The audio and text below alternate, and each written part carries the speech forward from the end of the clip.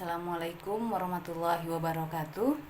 Nama saya Dian Putri Mandasari, utusan dari Kota Medan, angkatan 22. Terima kasih kepada ibu-ibu yang sudah hadir di pertemuan kelompok kita guna mengikuti P2K2 setiap bulannya. Nah, hari ini kita memasuki modul kelima yang terdiri dari 2 sesi, yaitu tentang penyandang disabilitas dan lanjut usia. Nah, sebelum bulan lalu kita di modul 4 ya, tentang perlindungan anak. Kira-kira ibu-ibu masih ada yang ingat nggak di modul 4 kita membahas tentang apa? Ya, siapa yang bisa ini? Silakan Ibu Linda. Iya. Jadi di modul 4 kita itu membahas tentang perlindungan anak ya, upaya pencegahan kekerasan dan perlakuan salah, penelantaran dan eksploitasi anak. Oke, sebelum kita masuki modul kelima ini, saya mau ngetes konsentrasi ibu-ibu ya. Coba kalau saya bilang hai, ibu-ibu jawabnya halo. Oke. Hai. Halo. Hai hai halo. Halo halo hai. Oke, terima kasih. Baik, kita masuki modul kelima yaitu tentang kesejahteraan sosial. Nah, di sini kita akan membahas tentang disabilitas. Kira-kira ibu-ibu ada yang tahu nggak apa sih disabilitas itu? Ya, coba ada yang tahu? Siapa tadi yang bilang itu? Bu Nana? Iya. Iya. Nah, kalau kita orang awam ini biasanya mengatakan disabilitas itu orang cacat ya kan. Nah, tetapi kalau secara bahasa, disabilitas itu adalah setiap orang yang mengalami keterbatasan fisik, mental, intelektual, atau sensorik dalam jangka waktu yang lama dalam berinteraksi dengan lingkungan, dapat mengalami hambatan dan kesulitan untuk berpartisipasi secara penuh dan efektif dengan warga negara lainnya berdasarkan kesamaan hak. Nah, jadi ada keterbatasan yang dimiliki seseorang, itulah yang dikatakan disabilitas. Nah, kira-kira menurut ibu-ibu, para penyandang disabilitas itu mempunyai hak-hak yang sama nggak dengan kita manusia normal lainnya? Iya, memiliki ya Bu. Nah, jadi hak-hak penyandang disabilitas itu ada hak untuk hidup, hak bebas dari cercaan, mendapat perlindungan, mendapat bantuan hukum, bersekolah, bekerja, hidup sehat, beribadah, berolahraga, bebas dari kekerasan dan eksploitasi, tidak dikucilkan, dan diperlakukan sama dengan orang lain. Nah, ibu-ibu tahu nggak jenis-jenis disabilitas? Nggak tahu? Iya, nggak apa-apa. Kalau nggak tahu, nggak saya paksa kok. Nah, disinilah saya beritahukan. Jenis-jenis disabilitas itu ada disabilitas fisik, disabilitas mental, disabilitas rungu wicara, disabilitas netra, dan disabilitas intelektual. Nah, tingkatan disabilitas itu juga terbagi disabilitas ringan, disabilitas berat, dan disabilitas sedang. Nah, kalau disabilitas berat itu ibu-ibu yaitu penyandang disabilitas yang kedisabilitasannya sudah tidak dapat direhabilitasi, tidak dapat melakukan aktivitas sehari-hari atau sepanjang hidupnya tergantung pada bantuan orang lain dan tidak mampu menghidupi dirinya sendiri. Itu dia disabilitas berat ya, Bu. Nah, saya mau tanya, kira-kira gimana sih contoh orang penyandang disabilitas itu? Ya, siapa? Ibu Nana tadi ya? Ya, silakan Ibu Nana.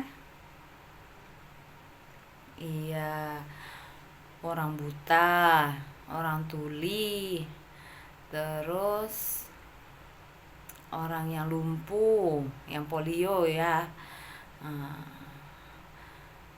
Iya, terima kasih Ibu atas penjelasannya. Nah, kira-kira ada nggak di antara ibu-ibu ini yang di rumahnya atau tetangganya merupakan penyandang disabilitas? Ada nggak? Tidak ada. Alhamdulillah kalau begitu ya Bu, berarti Allah masih berikan kesempurnaan dan kesehatan kepada kita dan keluarga, sehingga kita ini yang normal harus terus bersyukur dan menjaga apa yang sudah diberikan oleh Allah. Baik ibu-ibu, kira-kira apa sih pelayanan terhadap penyandang disabilitas berat yang bisa dilakukan dalam keluarga? Nah, kira-kira ibu-ibu, misalnya di rumah ibu-ibu ini ada yang penyandang disabilitas berat, apa sih yang kira-kira bisa dilakukan? Coba, ada yang mau bantu menjawab? Siapa ibu? Ibu Heni? Ya, silakan ibu. Iya. Ada lagi yang mau menambahi? Siapa itu yang ngomong? Sebutkan namanya, Bu. Iya, Ibu Rini. Ya, terima kasih atas jawabannya. Coba kita kasih dulu tepuk salut ya buat ibu-ibu tadi. Tepuk salut. Salut, salut. Salut, salut. Salut. Oke, terima kasih. Nah, jadi yang bisa kita lakukan di dalam keluarga untuk memberikan support kepada penyandang disabilitas yaitu memberikan makanan 4 sehat 5 sempurna, memandikannya 2 kali sehari, mengganti pakaiannya 2 kali sehari, mengganti spray atau merapikan tempat tidurnya, terus memberikan kasih sayang dan perhatian, memberikan rasa aman dan nyaman, mengajak bicara, mengajarkan tentang nilai-nilai kebaikan dan nilai yang tidak baik, membuatkan akte kelahiran karena akte kelahiran ini merupakan identitas kewarganegaraan. Jadi walaupun penyandang disabilitas, dia harus tetap mendapatkan haknya. Terus membawa ke puskesmas untuk diperiksa kesehatannya, memberikan obat sesuai kebutuhan, memberikan kesempatan untuk bermain atau berinteraksi dengan tetangga, memberikan terapi, menjaga dari kekerasan dan eksploitasi, serta mengajarkan nilai-nilai spiritual. Nah, di dalam rumah itu juga perlu kita menata perabotan di dalam rumah, ya kan? Memberikan ruang gerak dan sirkulasi yang cukup bagi penyandang disabilitas. Nah, jadi perabot-perabotan itu misalnya kayak lemari pakaian, rak buku, atau rak sepatu itu harus bisa diakses dengan mudah oleh penyandang disabilitas. Nah, peletakan barang-barang itu juga jangan dipindah-pindah. Kalaupun memang harus dipindah, diberitahukan kepada penyandang disabilitas tersebut, ya kan? Nah, selain itu, coba diberi petunjuk di dalam rumah. Misalnya diberi tanda arah kamar mandi, arah kamar tidur di mana, seperti itu. Nah, kira-kira apa sih yang dapat dilakukan masyarakat untuk para penyandang disabilitas? Kira-kira lah ibu-ibu, misalnya ada penyandang disabilitas, apa yang bisa kita lakukan untuk mereka? Ya, silakan. Siapa tadi, Bu Linda tuh ya? Ya, Bu, silakan. Iya. Terima kasih. Ada lagi yang lain? Bu Santi? Iya, oke. Nah, jadi kita ini juga harus memberikan pelayanan kepada disabilitas. Contohnya yaitu tadi memudahkan penyandang disabilitas dalam membuat akte kelahiran, BPJS kesehatan, memberikan informasi terkait dengan administrasi mereka, ya kan? Memberikan kemudahan kepada penyandang disabilitas untuk menggunakan prasarana umum di masyarakat. Memberikan kesempatan bagi penyandang disabilitas untuk mengikuti kegiatan kemasyarakatan di lingkungan. Memberikan informasi jika terdapat keluarga atau penyandang disabilitas yang memerlukan informasi rujukan. Nah, jadi itulah yang dapat kita lakukan.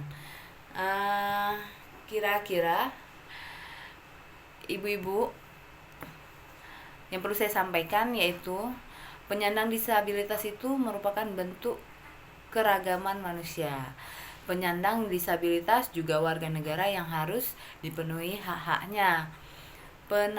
Penyandang disabilitas juga tidak boleh didiskriminasi. Jadi penyandang disabilitas itu ibu-ibu sama seperti kita, mempunyai hak-hak yang harus dipenuhi. Nah, jadi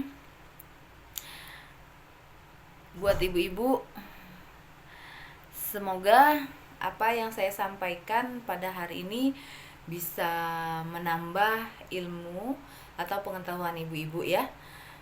Nah, saya sampai di sini materi yang saya sampaikan, yang dapat saya sampaikan, dan kita bertemu di bulan depan. Untuk pertemuan nanti ketua kelompok yang akan menentukan tempatnya. Sebelum kita tutup, ada baiknya kita berdoa menurut ajaran agama kita masing-masing.